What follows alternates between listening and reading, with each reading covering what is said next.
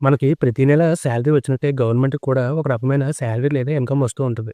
Government ఖర్చు పెట్టే ప్రతి రూ. 100లో ఎక్కువ భాగం ఇన్‌కమ్ టాక్స్ నుంచే వస్తుంది. అది ఒక రూ. 21 అనుకోండి. కానీ ఇక్కడ ట్విస్ట్ ఏంటంటే గవర్నమెంట్‌కి సరిపోని డబ్బు లేక ప్రతి రూ. 100లో ఒక రూ. 24 అప్పుగా తీసుకుంటది. అది కూడా ఒక ఇన్‌కమ్ కిందే మనం ఒక లెక్కేసుకోవచ్చు. సో, ఇక ఈ ఖర్చుల విషయంలోకొస్తే మనం ముందుగా తీసుకున్న అప్పుల్ని తీర్చడానికి ఒక రూ. 20ని ఖర్చు పెడతది. అంటే ఇంట్రెస్ట్ కట్టడానికనమాట.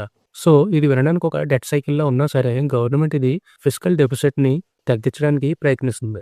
గవర్నమెంట్ ఎక్కువ అప్పు చేస్తే మార్కెట్‌లో బాండ్స్ అండ్ బాండ్ యొక్క ఈల్డ్స్ పెరిగి మన home loans and car loans మీద కూడా ఇంట్రెస్ట్ రేట్స్ గట్టిగా పెరుగుతాయి. దీన్నే క్రౌడింగ్ ఔట్ ఎఫెక్ట్ అనైతే అంటారు. ఇక ఇన్వెస్ట్‌మెంట్ విషయంలో గవర్నమెంట్ దగ్గర ఉన్న డబ్బుని రోడ్స్ లేదా హైవేస్ పైన ఖర్చు చేస్తే దాన్ని క్యాపిటల్ ఎక్స్‌పెండిచర్ అనైతే అంటారు. దీనివల్ల ఫ్యూచర్‌లో చాలా లాభమైతే ఉంటది. కానీ ఇప్పటికీ 68% ఖర్చులు కేవలం సాలరీలు, సబ్సిడరీస్ అండ్ వడ్డీ కట్టడానికే పోతుంది. దీన్ని రెవెన్యూ ఎక్స్‌పెండిచర్ అంటారు. సో, ఒక ఇన్వెస్టర్‌గా నువ్వు బడ్జెట్ చూస్తున్నప్పుడు అప్పులు తగ్గుతున్నాయా? ఇన్‌ఫ్రాస్ట్రక్చర్ పైన ఖర్చు పెరుగుతుందా?